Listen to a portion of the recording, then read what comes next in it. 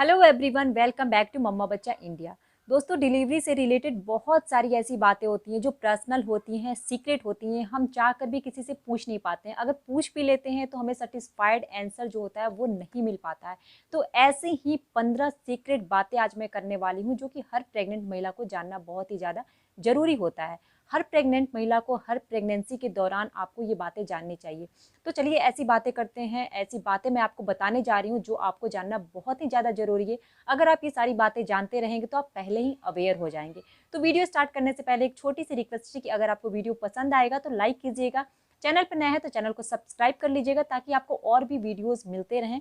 बच्चों से रिलेटेड और प्रेगनेंसी से रिलेटेड बहुत सारी वीडियोस देखने के लिए चैनल को सब्सक्राइब कर लीजिए। और अगर आपका कोई सवाल है, क्वेश्चन है तो आप कमेंट बॉक्स में पूछ सकते हैं। तो चलिए वीडियो स्टार्ट करते हैं।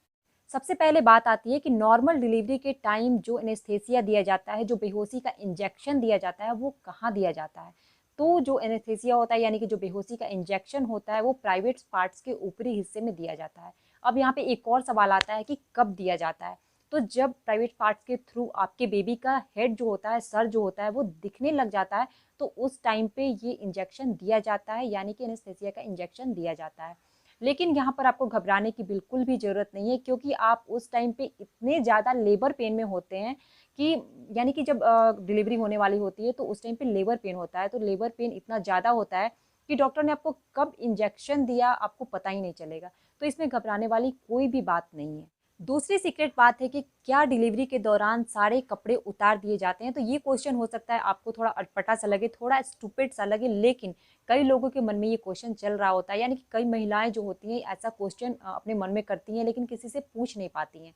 तो ये नॉर्मल डिलीवरी में जो होता है वो नीचे के कपड़े उतार दिए जाते हैं और ऊपर के जो आपके कपड़े होते हैं जो आपने पहना हुआ है वो एज इट इज़ वैसे ही रहता है। लेकिन वहीं पे अगर सी सेक्शन डिलीवरी की बात करें तो वो अपना अलग से गाउन देते हैं उस टाइम पे, और वो गाउन पहनना होता है और नीचे में वो कवर कर देते हैं और ऊपर में आपका गाउन को ऊपर की तरफ कवर कर दिया जाता है, यानी कि उस टाइम पे सिर्फ आपका पेट दिख रहा होता है।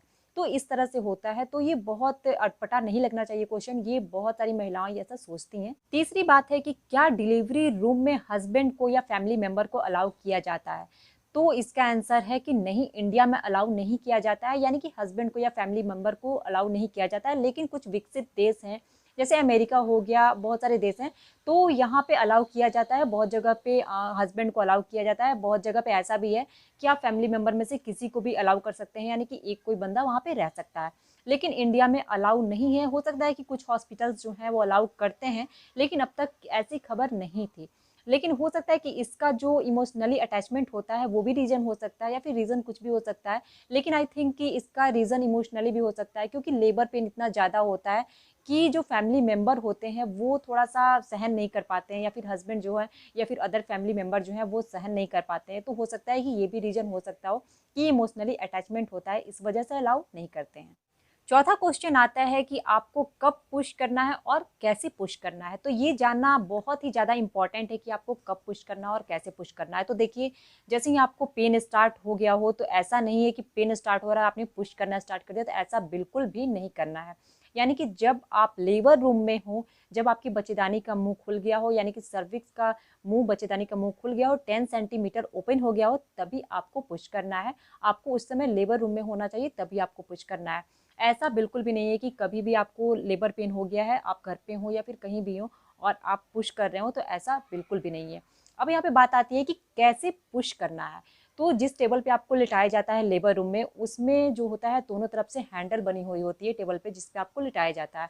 तो पुश करने का मतलब है, पुश करने का सही पोजीशन जो है, आपके जो थाइज होते हैं, थाइज को अपने जो पेट होती है, पेट के तरफ रखना है, ऊपर स्टैंड करके पेट में सटा के रखना है, बिल्कुल चिपका के रखना है। और दोनों हाथों को दोनों तरफ से उसमें होल्ड करने का, जिस टेबल पे आपको लिटाया जाता है दोनों तरफ से होल्ड करने की पोजीशन में वहाँ पे कुछ बनाया हुआ होता है। तो आप दोनों हाथों से पकड़ सकते हैं और उसके बाद से आपको पुश करना होता है। तो अगर आपके जो बेबी का जो हेड जो है वो नीचे की तरफ आ गया हो, दिखने लगा हो, तो उस टाइम पे आपको पुश करना रोकना नहीं है बिल्कुल भी, वरना बच्चे को थोड़ी सी प्रॉब्लम हो सकती है, उससे ऑक्सीजन कम मिलेगा उस टाइम पे। तो ज़्यादा देर बेबी वहाँ पे रहेगा तो उसे ऑक्सीजन कम मिलेगा।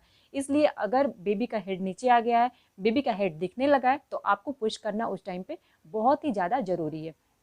तो आपको उस टाइम पे पुश करना है बहुत ही ज़्यादा। आपको ऐसा सोचना है कि आपको कॉन्स्टिपेशन हो गया है, आपको पोटी आ गई है और आपको उसको बाहर निकालना है। तो इस तरह से सोच के आपको पुश करना है, चाहे आपको पेन हो रहा हो फिर भी आपको पुश करना है। आपको इतना पता नहीं चलेगा कि क्या हो रहा है क्या नहीं हो रहा है, क्योंकि लेबर पेन में जो होता है पेन बहुत ज़्यादा होता है, तो महिलाओं को पता नहीं चलता है बिल्कुल भी। लेकिन जो होल्ड करने की सिस्टम होती है ना दोनों तरफ से, वो हाथों से होल्ड करने की सिस्टम होती है, वहाँ पे आप होल्ड कर सकते हैं और पुश कर सकते हैं। तो बिल्कुल घबराइए नहीं, क्योंकि पुश करना बहुत ही ज़्यादा ज़रूरी है। और वहाँ पे जो नर्सेज होती हैं वो भी आपको बता देंगे कि किस तरह से आपको पुश करना है, कैसे होल्ड करना है। तो सही पोजीशन जैसे मैंने बताया कि अपने थाइज़ को अपने पेट से चिपका के रखना है स्टैंड करके, और दोनों हाथों को दोनों तरफ करके होल्ड करना है और फिर आपको पुश करना है। यानी कि आपको ये सोचना है कि आपको कॉन्स्टिपेशन हो गई है, आपको पोटी आ रही है, और उस तरह से आपको बहुत ज़ोर से पुश करना है ताकि बेबी का हेड बाहर की तरफ आने लगे। जब आपको पेन स्टार्ट हुआ उस टाइम पे आपको पुश नहीं करना है। ऐसी गलती बिल्कुल भी मत कीजिएगा, वरना उस टाइम तो आपको पता नहीं चलेगा, लेकिन 10 साल 15 साल के बाद आपको पता चलेगा कि आपका यूट्रस जो है वो वेजाइना के थ्रू बाहर आ जाएगा उस टाइम पे।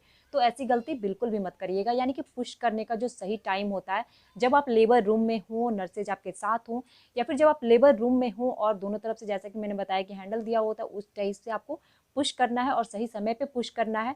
यानी कि जब बेबी का सर बाहर की तरफ दिखने लगा हो तो उस टाइम पे आपको बहुत ज़्यादा पुश करना है, और घबराने की भी बात नहीं है, 3-4 पुश में आपका बेबी बाहर आ जाएगा। ऐसी बहुत ज़्यादा दिक्कत की बात नहीं है। लेकिन महिलाओं को बहुत ज़्यादा उस टाइम पे, अगर पहले डिलीवरी से पहले बहुत ज़्यादा डर लगता है, बहुत ज़्यादा सोचती हैं, इसलिए ऐसा सोचती हैं। 5वां सवाल आता है कि क्या डिलीवरी के दौरान डॉक्टर आपको डाँटते हैं? तो ऐसा बिल्कुल भी नहीं है, डॉक्टर आपको उस टाइम पे डाँटते नहीं हैं। लेकिन हाँ, अगर आपके डॉक्टर थोड़े गुस्सैल हैं तो वो अलग बात है। लेकिन ज़्यादातर यही होता है कि डॉक्टर आपको डाँटते नहीं हैं। अगर डॉक्टर आपको डाँटते भी हैं तो वो इसलिए डाँटते हैं कि आपको थोड़ा-सा गुस्सा आ जाए, आप थोड़ा-सा हाइपर हो जाएँ और आप ज़्यादा अच्छी तरह से पुश कर पाएँ। क्योंकि पुश करना उस टाइम पे बहुत ही ज़्यादा ज़रूरी है। जब महिलाएँ थोड़ा पुश नहीं कर पाती हैं तभी डॉक्टर थोड़ा-सा गुस्सा होते हैं। तो प्राइवेट हॉस्पिटल में ऐसा तो बिल्कुल भी नहीं होता है। लेकिन हो सकता है कि सरकारी हॉस्पिटल में थोड़ा बहुत ऐसा होता है, क्योंकि वहाँ पे नर्सेज़ जो होती हैं वो डिलीवरी कराती हैं, तो इस तरह से वहाँ पर हो सकता है। छठा क्वेश्चन आता है कि क्या नॉर्मल डिलीवरी के दौरान जो चीरा लगाया जाता है उसमें दर्द महसूस होता है, ज़्यादा दर्द महसूस होता है? तो इसका आंसर है कि नहीं, उस टाइम पे आपको एनेस्थीसिया दिया हुआ होता है, यानी कि बेहोशी का इंजेक्शन वहाँ पर लगाया हुआ होता है, तो आपको दर्द महसूस नहीं होता है। तो जैसे ही एनेस्थीसिया का प्रभाव कम होने लगता है तो धीरे-धीरे पेन होने लगता है, लेकिन उस टाइम में आपको दर्द महसूस बिल्कुल भी नहीं होता है। 7वां क्वेश्चन है कि नॉर्मल डिलीवरी के टाइम टाँके लगाते समय क्या दर्द महसूस होता है? तो इसका आंसर मैं कहूँगी कि दर्द महसूस उस टाइम पे नहीं होता है, इसलिए क्योंकि एनेस्थीसिया लगाया जाता है। एनेस्थीसिया का प्रभाव जो होता है वो 15 से 20 मिनट तक होता है, लेकिन इस बीच अगर आपको टाँके लगाए जाते हैं तो आपको दर्द महसूस नहीं होगा। इसके बाद अगर किसी वजह से लगते हैं तो आपको थोड़ा बहुत दर्द महसूस हो सकता है। और टाँकों की बात करें कि कितने टाँके लगाए जाते हैं नॉर्मल डिलीवरी के दौरान, तो आपको 2 टाँके भी लग सकते हैं, 3 टाँके भी लग सकते हैं, यानी कि 1 से लेके 7-8 टाँके आपको लग सकते हैं। ये आप पे डिपेंड करता है कि किस तरह की डिलीवरी है और कितना चीरा लगाया जा रहा है। 8वां क्वेश्चन है कि क्या ये चीरा सभी को लगाना ज़रूरी होता है? तो इसका आंसर है नहीं। डॉक्टर को जैसा लगता है, यानी कि लगता है कि बच्चे का सर बड़ा है और आपके बेबी का जो, यानी कि आपके बच्चे का जो वज़न है वो ज़्यादा है, तो आपके प्राइवेट पार्ट्स में चीरा लगाना ज़रूरी हो जाता है, क्योंकि आपके प्राइवेट पार्ट्स जो होते हैं वो छोटे पड़ जाते हैं उस टाइम पे। आपके बेबी का सर जो होता है, उसका वज़न जो होता है वो ज़्यादा हो जाता है, तो डॉक्टर उस टाइम पे ज़्यादा चीरा लगाते हैं। लेकिन अगर उन्हें लगता है कि बेबी का वज़न कम है, या फिर उनका जो सर है बेबी का वो छोटा है, तो वो आराम से निकल जाएगा बाहर, तो वो उस टाइम पे चीरा कम लगाते हैं। तो आपने पहले के ज़माने में ऐसे भी सुना होगा कि उन्हें चीरा नहीं लगाया जाता है, लेकिन वो लोग बार-बार पुश करते थे, तो पुश करने की वजह से, यानी कि बार-बार पुश करने की वजह से बच्चेदानी का मुँह थोड़ा-सा बड़ा हो जाता था या फिर ढीली पड़ जाती थी बच्चेदानी, तो आगे चल के उन लेडीज़ को प्रॉब्लम होती थी। या फिर अभी भी अगर जिन लोगों को चीरा लगाने पर टाँके नहीं लगाए जाते हैं, तो उस टाइम पे बच्चेदानी ढीली पड़ जाती है और आगे चल के इन फ्यूचर अब जो बच्चेदानी होती है वो यूट्रस के थ्रू बाहर आ जाती है। नेक्स्ट क्वेश्चन है कि नॉर्मल डिलीवरी में कितने टाँके लगते हैं? तो ये जो टाँके हैं ये आप कुछ नहीं कह सकते हैं। जैसे कि मैंने आपको बताया कि बेबी का सर अगर छोटा होगा तो कम टाँके लगते हैं, बेबी का सर अगर बड़ा होगा, वज़न ज़्यादा होगा, तो ज़्यादा टाँके लगते हैं। तो ये टाँके का कहने का मतलब है कि 1 से लेके 6 या 7-8 टाँके हो सकते हैं, इससे ज़्यादा टाँके नहीं लगाए जाते हैं। 10वां क्वेश्चन है कि क्या डिलीवरी के दौरान डॉक्टर आपको डाँटते हैं? तो इसका आंसर है बिल्कुल नहीं। डॉक्टर स्ट्रिक्ट होते हैं, लेकिन डॉक्टर डाँटते बिल्कुल नहीं हैं। अगर वो ज़ोर से कुछ बोलते हैं, डाँटने जैसा लगता है, तो वो स्ट्रिक्ट होके बोलते हैं, क्योंकि उस टाइम पे उन्हें लगता है कि आप पुश नहीं कर रहे हैं या फिर आप उनकी बातों को नहीं समझ रहे हैं, तो इसलिए वो कुछ बोल सकते हैं। वरना अगर वो नहीं उस तरह से बोलेंगे, स्ट्रिक्ट होके नहीं बोलेंगे, तो जो पेशेंट होते हैं वो उन्हें लाइटली लेने लगते हैं। वो उन्हें लगता है कि नहीं, बस वो ऐसे ही प्यार से बोल रहे हैं, इसलिए हो सकता है वो थोड़े स्ट्रिक्ट हो सकते हैं, लेकिन डाँटते बिल्कुल भी नहीं है। तो ये थी 10 सीक्रेट बातें, लेकिन अभी इसमें सीक्रेट बातें बहुत सारी बाकी हैं, तो इसके पार्ट 2 को देखने के लिए अगला वीडियो ज़रूर देखिए, क्योंकि इसमें बहुत सारी और भी सीक्रेट बातें जुड़ी हुई हैं जो प्रेग्नेंट वुमेन्स को देखना बहुत ही ज़्यादा ज़रूरी है। तो वीडियो कैसी लगी आप ज़रूर बताइएगा, कमेंट करके ज़रूर बताइए कि वीडियो कैसी लगी।